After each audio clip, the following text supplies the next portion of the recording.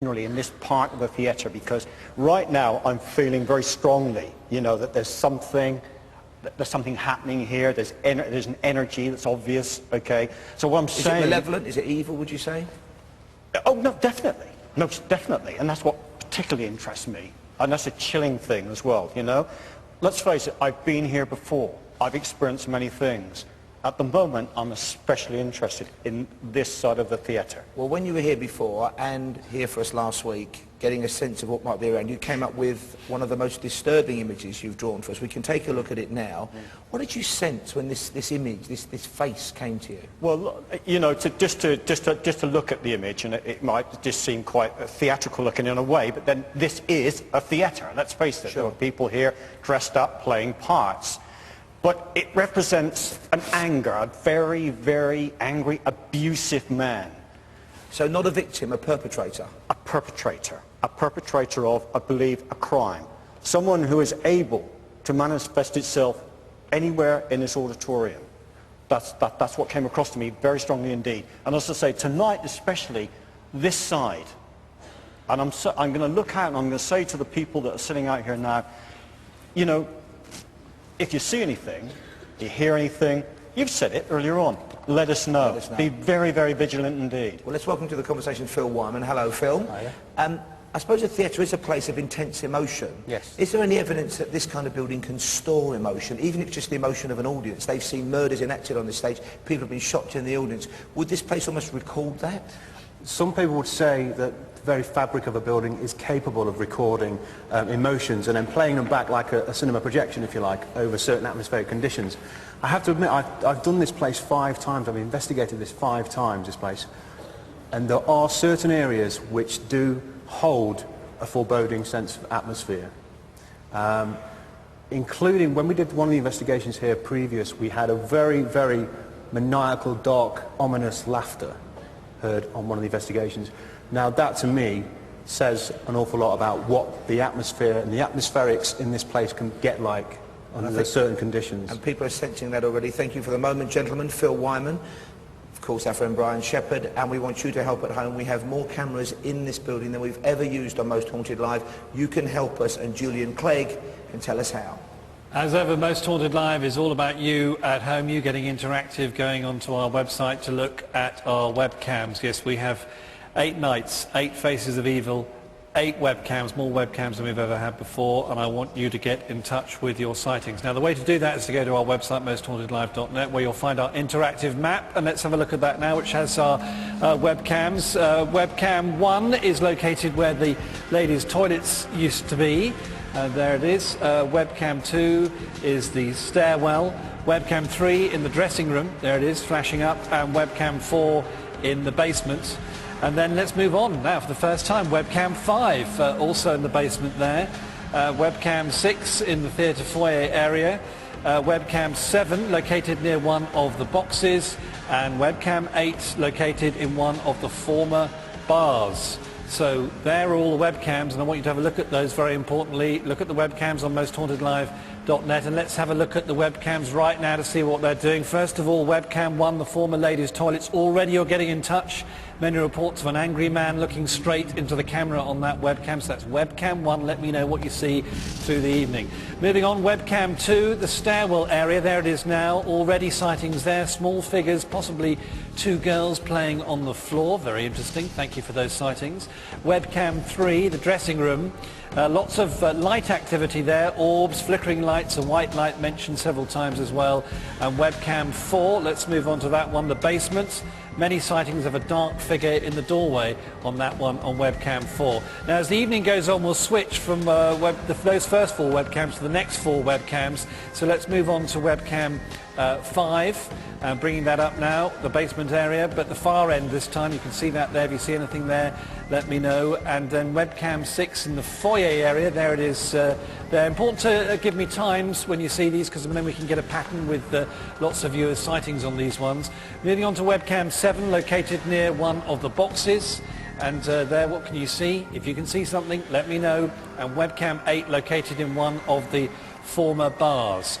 So if you see something, how do you get in touch? Well, this is how you do it. You can text your sightings and premonitions texting the word screen followed by a space and then your message to screen, okay, and then a space, and it's 80889. The text costs 50p plus one standard rate message.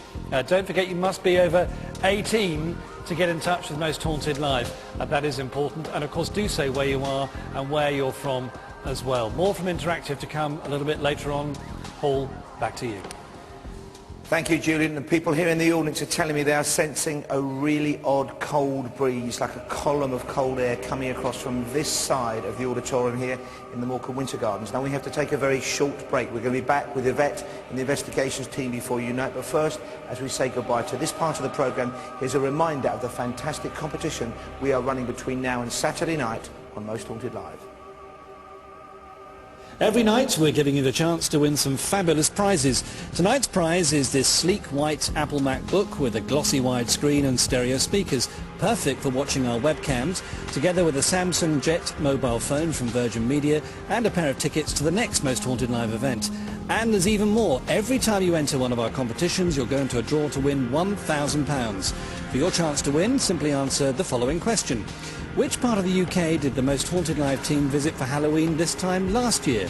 Was it A, Scotland, B, Wales, or C, Ireland? You can enter by calling 0844 646 9966. Calls cost just 5p from a BT landline. Mobile and other networks may be considerably higher. Now, the competition is open to UK residents aged 18 or over. The lines close at 5 o'clock tomorrow evening, and the winner will be selected at random after the close date and contacted in person. Full details and terms on our website, mosthauntedlive.net. Good luck.